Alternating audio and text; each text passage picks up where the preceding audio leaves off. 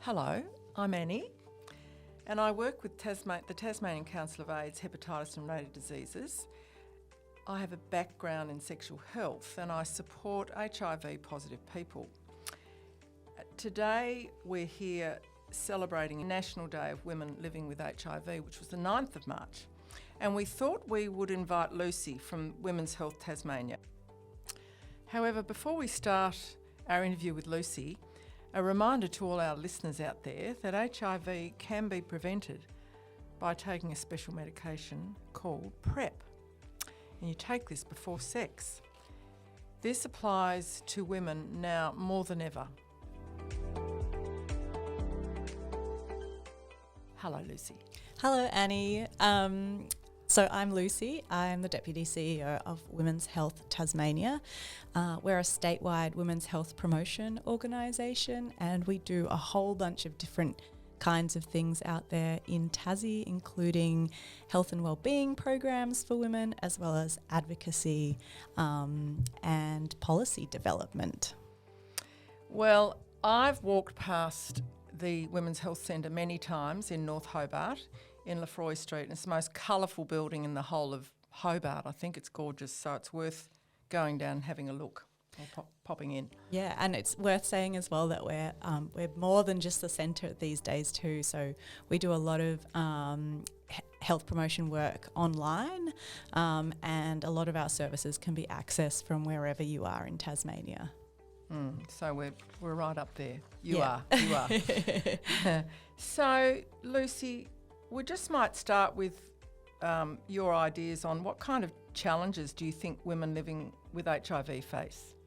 Well, from what I understand, each individual who has HIV or is living with HIV, they experience it really differently, and so the challenges they face can be really different. And women with HIV, of course, are diverse, just like all of us are. They might be diverse in terms of their cultural or linguistic background, their gender, their sexuality, and how they live their lives.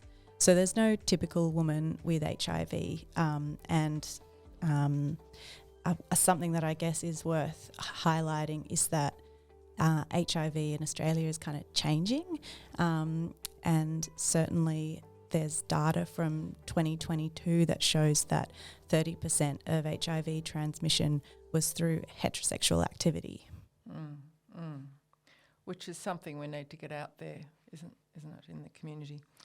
So thank you for that. So what kind of experience can a woman living with HIV in Australia expect, given the amazing treatments we have now?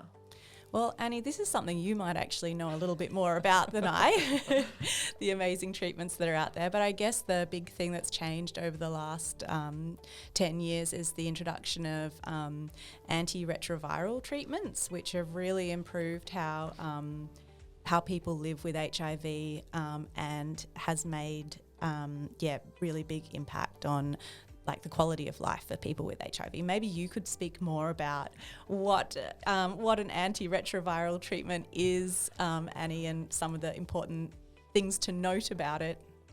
Lucy's putting me on the spot there. I'm putting you on the spot. So there are special prescribing rights for people who prescribe HIV treatment, and they're called S100 prescribers. There's not a lot of these people, doctors, and there's nurse practitioners as well. In Tasmania, we've got a list of those people that we certainly, including GPs as well. So there's specialist clinics, there could be nurse practitioners, and there could be GPs. And we can always give that information out to people who come to Tasmania as a new person. And we do this online, or if they give us a call. So antiretroviral treatments, or ART as we call it, have allowed people who are HIV pos to live a fairly normal life, and this is also sexually as well. So if people want to have sex, it doesn't necessarily mean that if you're HIV positive that you can pass it on to someone else, which is just fantastic. That's provided you've reached what's called an undetectable viral load. Is that right, Annie? That's actually correct, Lucy. So what people do is they go regularly to their S100 prescribers or sexual health practitioners and make sure that they have that regular medication. It's usually a daily dose, and also have their bloods done to check up on their viral loads. And it's fantastic. I mean, every now and again people slip and they might not take their medication, but basically people, they're living long and healthy lives. Yeah, it's great. It's fantastic. I mean, obviously there's other chronic diseases as well that go with HIV sometimes, so those diseases might have to be managed as well by the person.